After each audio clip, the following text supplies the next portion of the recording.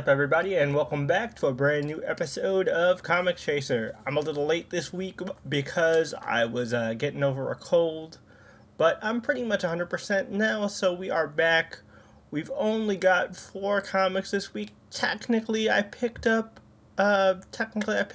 6, but one of them was a Battle Beast blind bag, where I did get the ultra rare advanced edition for Battle Beast number 2, but because I thought that the advanced edition also had like the first issue in it, uh, I got confused and I gave away my issue 1.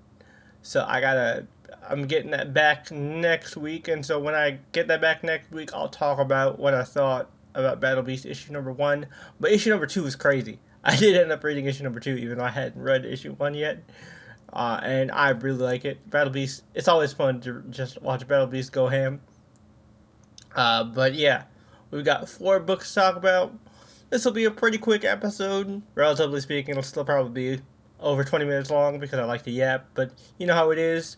As per usual with these videos, spoilers ahead for all the comics I'm about to cover, so if you haven't read any of these books, be sure to go to your local comic shop, pick them up, give them a read, and then tell me your thoughts and feels in the comments down below. Also, don't forget to do all the usual YouTube things, like the video, leave a comment, and hit that notification bell so you don't miss a brand new episode of Comic Chasers when they do come out, as well as the Channel Chasers podcast, where we cover movies, TV shows, and a bunch of other awesome things as well.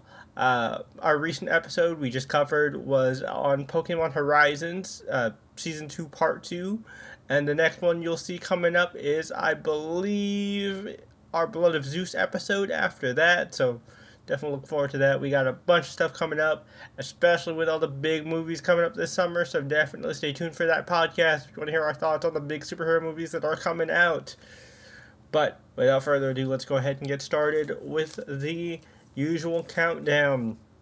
So first up, we have Ultimate X-Men issue number 15, written and drawn by Peach Momoko. And this was a good issue. It's just this was all mostly setup and more just investigation stuff, trying to figure out what the Maester is up to, where Hisako and Kageyama are, and Nico, Mori, and the rest of the crew, like getting deeper and deeper into the mystery of the Children of the Atom, and also Kwanon's older brother, who was the former detective who left the police force, also investigating with the journalist chick whose name I can't remember right now. Again, it's all investigation stuff. Good setup, but nothing like substantial happened in this issue just yet. I was waiting for some more revelations on like why they were in the tanks and all that stuff. Like, was this all a dream? Like, I was really confused, and I was hoping to get a little bit more enlightened on the process. But hopefully we'll get more information with issue 16. But for now, issue 15 was still pretty solid. Alright, moving on. We have Godzilla vs. the X-Men. The Godzilla one-shots continue, and this time we have the King of the Monsters versus Marvel's Merry Mutants. And it's set in the 90s, baby. Peak Marvel X-Men time. I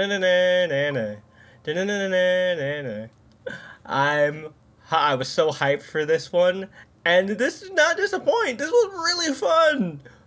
I was waiting for, like, it took them, what it was, FF, Hulk, then Spider-Man. So it took them 4 one-shots to finally have Godzilla go up against a giant robot.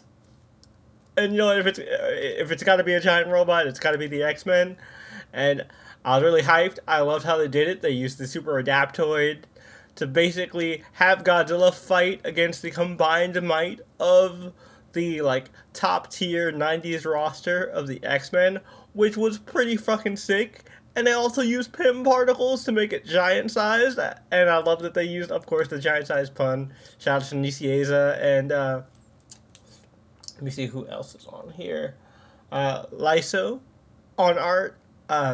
Man, this was so much fun. We got to see also a mecha kaiju sentinel that they fought up against, with the whole enemy of my enemy is my friend type beat. Where, and of course, Godzilla and Xavier kind of like do a little bit of a mind meld type thing.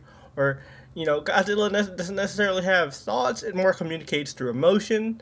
And so he's able to like resonate and understand Godzilla, and so they come to kind of a peaceful understanding and truths.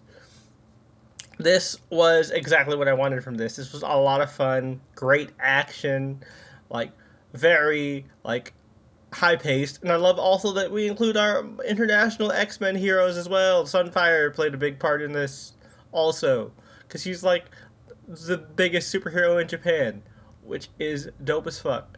And I like that they also kind of keep a continuity between these one shots, because like this is an Earth where like Godzilla has existed and has existed for decades. So I thought that was really cool. Again, these one shots have been so awesome, dude, and I believe the next one for next month is going to be the Avengers, which is going to be the Bendis Avengers, the new Avengers with like Luke Cage, Spider Man, Wolverine, and the rest of them. So Wolverine, we'll get to Wolverine twice. And then the one after that for the 2010s is going to be Thor, which is going to be written by Jason Aaron, so that's going to be awesome. So we'll get to see that. I'm excited. These one shots have been great. Moving on, we have Absolute Batman issue number 8. This is the second part of the 2-part Mr. Freeze mini arc with the introduction of Absolute Mr. Freeze. This is written by Scott Snyder with art by Marcos Martin, and my goodness, this was awesome. Scott Snyder has really come a long way. He's known to be very wordy and like very much like he gives like these little history lessons in a lot of his Batman like original Batman run during the New 52. With this, like there is not a wasted bit of dialogue here. Everything just kind of moves the story forward, propels the action. It just all really hits. And to kind of see the motivation of this Mr. Freeze, I like that we have a non-sympathetic Mr. Freeze. This Mr. Freeze, Victor Jr., is more, he kind of sees how his parents viewed the ice and how these rich people viewed cryogenics as a way to kind of like bypass the problems and wait for somebody else to fix the world for them, and just kind of resented them. And then he sees kind of the beauty in the ice, because ice kind of represents death in a way, the great equalizer. It has everything, that humanity has been afraid of locked away in it, and it's so fucking scary. And also, I really like that Batman opens up in this one and is starting to realize, well, you know what? Shit. I don't want to die. I don't want to die. Because the thing that we saw in the first arc of Batman is, like, homie clearly had a death wish. Like, there's no ifs, ands, or buts about it. Like, yeah, he wants to save the city. He wants the usual Batman stuff. But he had a death wish for sure. Like, he was ready to just go down and not come back after taking that boat to face Black Mask in that first arc zoo. And, like, his friends call him out on it. And I really like this because this kind of also shows that his friends really do care. And we might see something really different. Sure, some of them may still become his villains, but some of them I could actually see becoming really solid allies for Bruce. And we do see that one of his allies, Killer Croc, Waylon Jones, does get captured at the end. And we know that the next arc is going to involve everybody's favorite roided up luchador, Mr. Bane. So I cannot wait. and Nick Dragotta is going to be back on art. Not that I did not like Marcos Martin, quite the opposite actually. Marcos Martin did really, really well at creating this atmosphere and just this kind of really scary, freaky, almost otherworldly feel, especially for Absolute Mr. Freeze. This mini arc was amazing. What a nice, like, it's a breather, sure, but like it still feels impactful, and I really appreciate it, man. Like, Absolute Batman continues to have me hooked, dude. This shit is great. Last but certainly not least, we have by far the best issue of One World Under Doom that has come out so far, and this is uh, written by Ryan North with art by R.B. Silva, and this is the best art that I've seen from Silva so far on this series as well. Like, the art was fantastic. This is the match we've been waiting for. The man, the myth, the legend himself, Dr. Victor Von Doom versus the Lord of the Dark Dimension, the Dread Dormammu. And boy, does it go crazy. And like, I love that. Like, at first I was like, okay, this is where Victor gets humbled, and I'm like, oh, who am I to doubt Doom? My bad, OG. You got it. Of course, this is one of the first things you thought of. I should have thought about this because he did already show awareness of the, necessary task of the Sorcerer Supreme when he delegated all this stuff to, like, Spider-Man with 8 deaths and all that stuff. So clearly he already had a plan for Dormammu. I didn't even really think about it. I was so wrapped up in everything that was going on.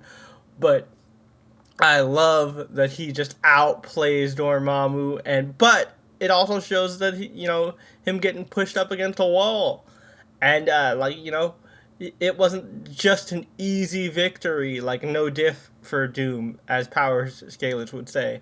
This was a knockdown, drag out fight, and in the end, he does end up kind of uniting the world. The heroes end up coming through and helping Doom out when it comes to fighting Dormammu and his army of demons. So that was really dope. This was such a good issue.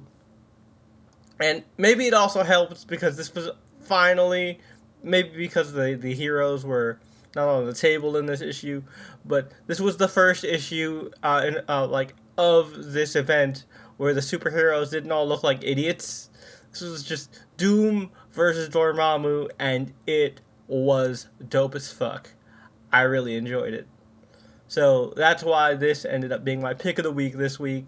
Even though Absolute Batman continues to be amazing, just this fight just gets to show you why Doctor Doom is him and why Doctor Doom is my favorite Marvel supervillain of all time.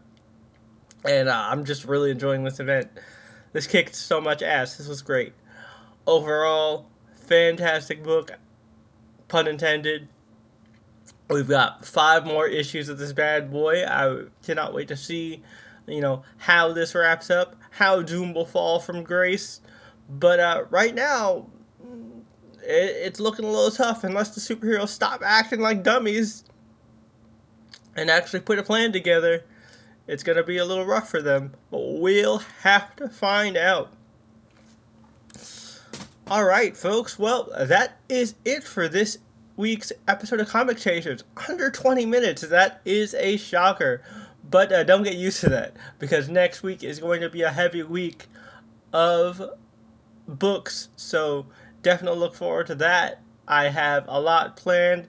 It'll probably be out a little later, not the usual Friday, because I'll be going to the shop on the weekend this week coming up. So it'll probably be coming out on either a Monday, Tuesday at latest, but we'll see. So stay tuned for that. But I hope you guys enjoyed. Let me know all your thoughts and feels on the different comics in the comments down below. And don't forget to do all the usual YouTube things. Like the video, hit that subscribe button and notification bell so you don't get to miss a brand new episode of Comic Chaser, as well as the Channel Chasers podcast and any of the stuff we have here cooking for you on the channel. So stay tuned for that, and until next time, I'll catch you guys later. Peace.